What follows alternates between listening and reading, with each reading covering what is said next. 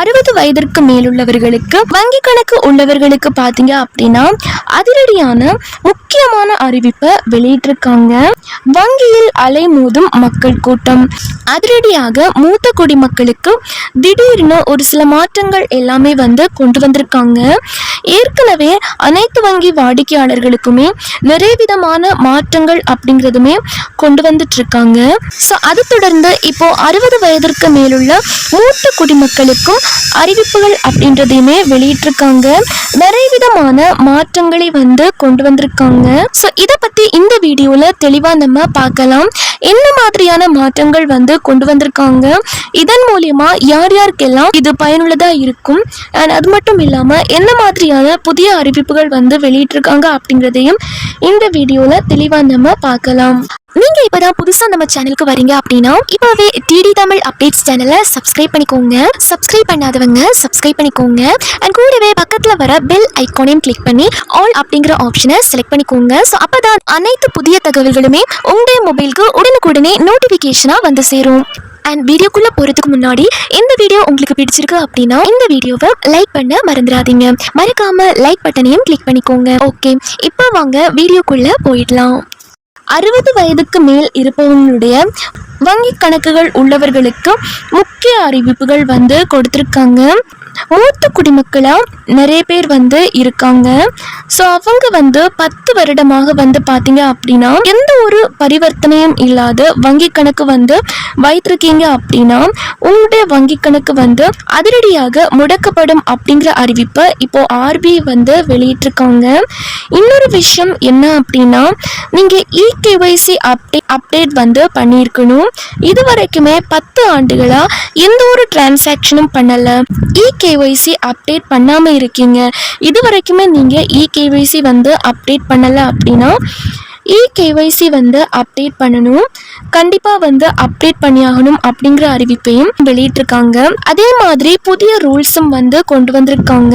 மூத்த குடிமக்களா யார் யாரெல்லாம் இருக்கீங்களோ, மூத்த குடிமக்கள் அப்படின்னு எடுத்துட்டோம்னா மூத்த குடிமக்களுக்கு நிறைய விதமான ஸ்கீம்ஸ் எல்லாமே அரசுகள் வழங்கிட்டு இருக்காங்க, கொடுத்து வந்துட்டு இருக்காங்க.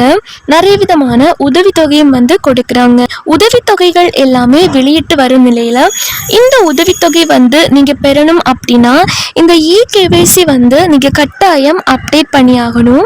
இகேஒய்சி அப்டேட் பண்ணா மட்டும்தான் தடை இல்லாம உங்களுக்கு வந்து சேரும். அண்ட் இது மட்டும் இல்லாம ஒரு சில மாற்றங்கள் எல்லாமே கொண்டு வந்திருக்காங்க. அந்த மாற்றத்தை பத்தியும் தொடர்ந்து முழுமையா நம்ம இந்த வீடியோல பார்க்கலாம். மூத்த குடிமக்களின் வங்கி கணக்குகளில் திடீர் மாற்றம் ஏற்பட்டுள்ளதாக வெளியிட்டிருக்காங்க. இந்த திடீர் மாற்றம் ஏற்படுறதுக்கான காரணங்கள் என்ன அப்படின்னா செயல்படாத கணக்குகளை புதுப்பிப்பதற்கான புதிய விதிமுறைகள் அல்லது சில சமயங்களில் மோசடிகள் போன்ற பல காரணங்கள் இருக்கலாம். 10 ஆண்டுகளுக்கும் மேலாக பரிவர்த்தனை இல்லாத வங்கி கணக்கில் உள்ள தொகை ரிசர்வ் வங்கி டெபாசிட் கல்வி மற்றும் விழிப்புணர்வு நிதிக்கு மாற்றப்படலாம். மேலும் இகேஒய்சி புதுப்பிப்பான வீடியோ அடிப்படையிலான வாடிக்கையாளர் அடையாள அட்டையான செயல்முறை சிபிஎம் போன்ற வசதி அறிமுகப்படுத்தியுள்ளது. சில சமயங்களில் மோசடிகள் காரணமாகவும் கணக்குகளில் மாற்றங்கள் ஏற்படலாம் அப்படிங்கிற புதிய அப்டேட் கொடுத்திருக்காங்க. இது பாத்தீங்க அப்படின்னா 10 வருடங்கள் மேல் பரிவர்த்தனை இல்லாத வங்கி கணக்குகள் தானாகவே ரிசர்வ் வங்கி டெபாசிட் கல்வி மற்றும் விழிப்புணர்வு நிதிக்கு மாற்றப்படும் அப்படின்னு தான் சொல்லியிருக்காங்க. இவங்களுக்கெல்லாம் ஒரு புதிய அறிவிப்பா கொடுத்திருக்காங்க. செயல்படுத்தாத பயனாளர் இப்போது இகேஒய்சி புதுப்பிக்க வேண்டும் என வசதிகள் கொடுத்திருக்காங்க. இதெல்லாம் நீங்க கண்டிப்பா புதுப்பிக்கணும் அப்படின்னா கட்டாயம் நீங்க இகேஒய்சி அப்டேட் பண்ணியே ஆகணும் அப்படின்னு சொல்லியிருக்காங்க. இதே மாதிரி இன்னும் ஒரு சில மாற்றங்கள் எல்லாம் கொடுத்திருக்காங்க.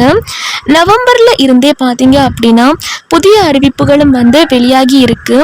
இதுல வங்கி கணக்கில் பரிவர்த்தனைகள் 10 ஆண்டுகள் அதற்கு மேலாக பரிவர்த்தனைகள் செய்யப்படவில்லை என்றால் இது சார்ந்த கணக்கில் டெபாசிட் செய்யப்பட்டுள்ள தொகை ரிசர்வ் வங்கியின் டெபாசிட் கல்வி மற்றும் விழிப்புணர்வு நிதிக்கு தானாகவே மாற்றப்படும்.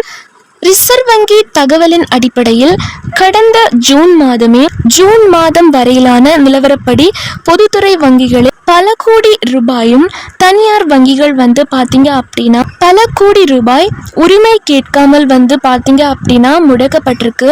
சம்பந்தப்பட்ட வங்கி கணக்குதாரர் மரணமடைந்து அவரால் முன்மொழியப்பட்ட வாரிசுதாரர் நாமினி பயன்படுத்தும் உரிமையை கோரி இதுல அமௌண்ட் எல்லாமே நீங்க எடுத்துக்கொள்ளலாம் அப்படிங்கிற அறிவிப்பையும் புதிய ரூல்ஸை வெளியிட்டிருக்காங்க.